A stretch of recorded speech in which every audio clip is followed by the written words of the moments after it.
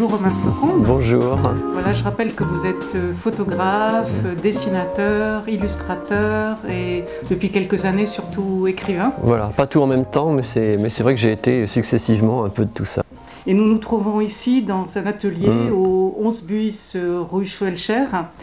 C'est un atelier que votre grand-père a acheté en 1947. Alors qui était ce grand-père? Alors Georges Slocombe, il est né en 1894, il était, donc c'est un Anglais de Bristol, c'était un jeune poète communiste ou anarchiste, enfin très à gauche, et il diffusait de la propagande communiste dans son régiment pendant la Première Guerre mondiale, donc il avait été convoqué par les services secrets de l'armée. C'est 1920 ou 1921, comme il était depuis peu journaliste au Daily Herald de Londres, qui est un journal très à gauche, il a été envoyé comme correspondant spécial à Paris, et donc il a atterri dans le Paris de Montparnasse des années folles. Il était très souvent rue de Lens, ces bars que fréquentaient les écrivains et artistes étrangers, surtout anglo-américains.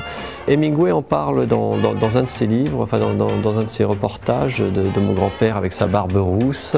Georges Slocombe, il était très ami avec James Joyce. James Joyce venait souvent chez eux et jouait du piano, sur le piano de ma grand-mère russe, et il chantait des ballades irlandaises sur ce piano. Mon grand-père a eu une liaison amoureuse avec une poétesse américaine qui s'appelait Edna St. Vincent Millay, qui est surtout connue aux États-Unis.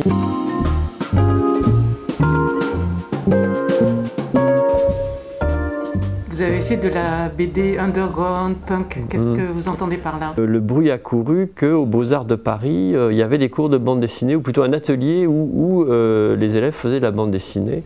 Donc j'y suis allé, et beaucoup de jeunes de talent qui avaient entendu la même chose se sont retrouvés donc vers 1973-74 dans l'atelier d'un sculpteur catalan qui s'appelait Marcel Gilly. On s'est retrouvés tous avec l'envie de créer un fanzine, ce fanzine qui s'est appelé Bazooka. C'est en fait au moment où le mouvement hippie, au mouvement hippie a succédé le mouvement punk.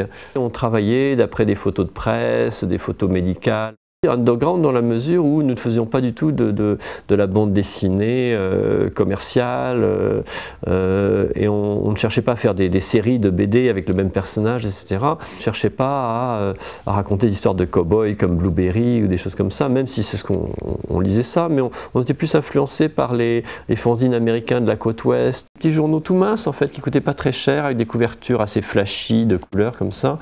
En tant qu'artiste et élève des beaux-arts, on était en lutte contre l'esprit de galerie, l'esprit d'œuvre unique, l'esprit de chercher des collectionneurs ou des sponsors. Nous, ce qu'on voulait, c'est que nos dessins, le plus de gens possible puissent les voir, et pour pas cher. Oui, ils avaient tous pris le pseudonyme de Picasso, parce que c'était un peu pour rigoler, parce qu'ils n'étaient pas liés du tout à la famille Picasso, mais un jour quelqu'un leur a dit « Ah, ce que vous faites c'est du Picasso », donc par défi ils avaient dit « Bon, ben, on va s'appeler Picasso ». C'est que maintenant finalement que des critiques s'intéressent à ce mouvement qui a été assez important dans le graphisme français.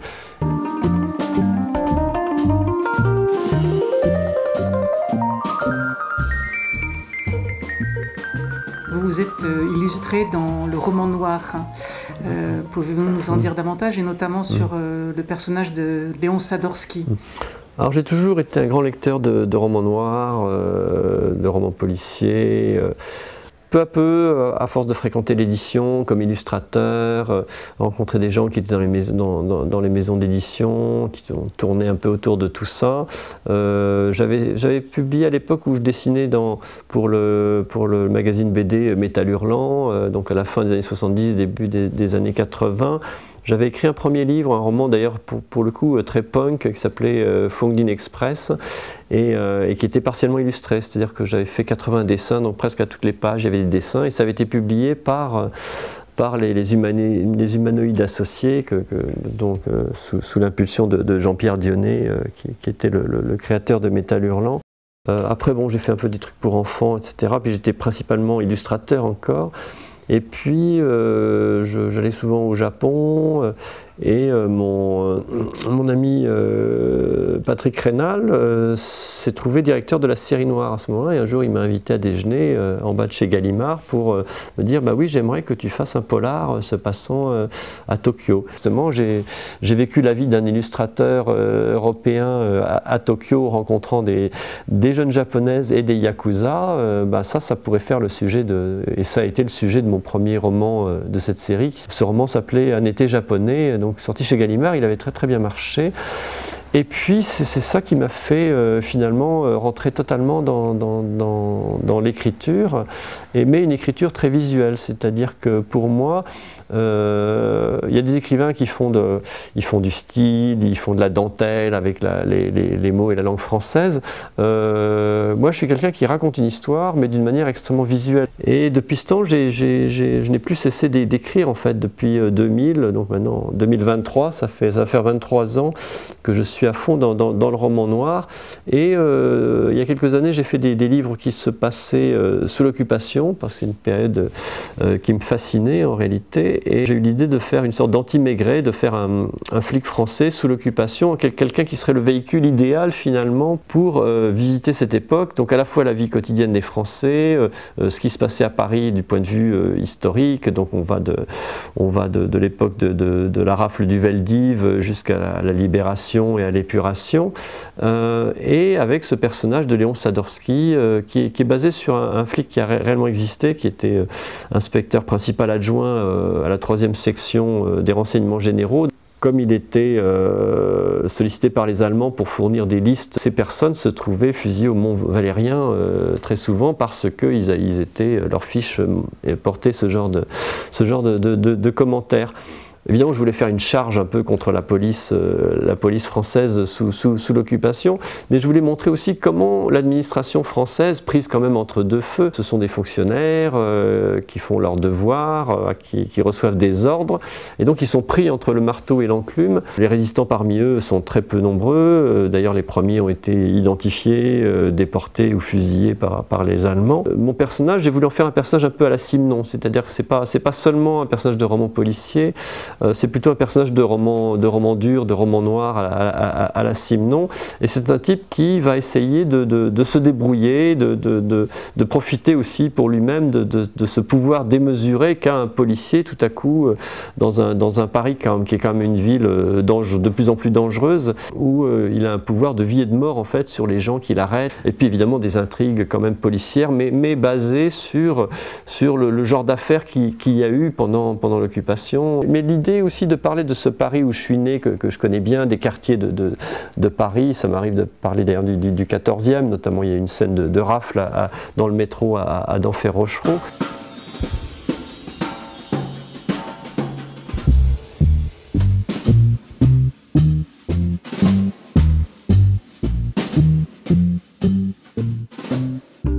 Je crois que des personnages illustres ont habité cet immeuble du 11 bis rue Chauchère. Le peintre Soulage, par exemple, parce que ma mère devait le croiser, je pense, avait un atelier en tout cas sur ce palier. Anaïs Nin serait arrivée dans cet immeuble à son arrivée à Paris avec son mari et sa mère, et ils auraient habité sous les toits. Donc il y a des chambres, ce qu'on appelait des chambres de bonne au 8e étage. Antonin Artaud, pendant la guerre, venait dans un atelier au 2e étage là-bas qui appartenait à un ingénieur de l'aéropostale qui est très ami avec tous ces gens de Saint-Exupéry, tout ça, et qui s'appelait Jean-Marie Conti, si je ne me trompe.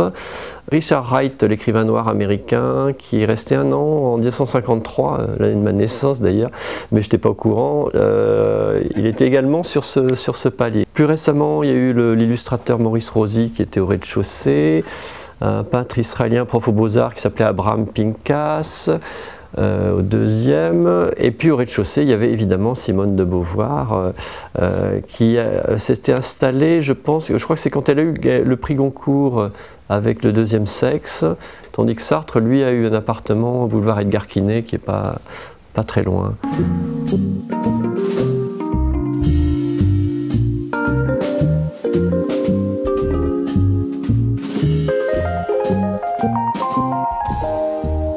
Est-ce que vous avez réalisé tous vos rêves d'enfant ou est-ce que vous avez des regrets, des projets?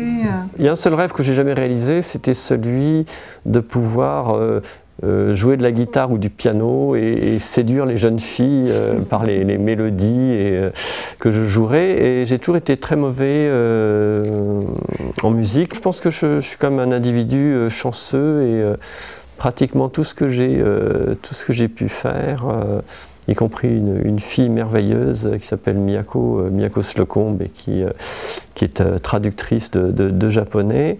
Vivre à la fois à Paris, à la fois dans d'autres lieux, se retrouver ici dans le 14e pour parler du 14e, un quartier qui m'a accompagné une très grande partie de ma vie, oui, de ma vie d'artiste.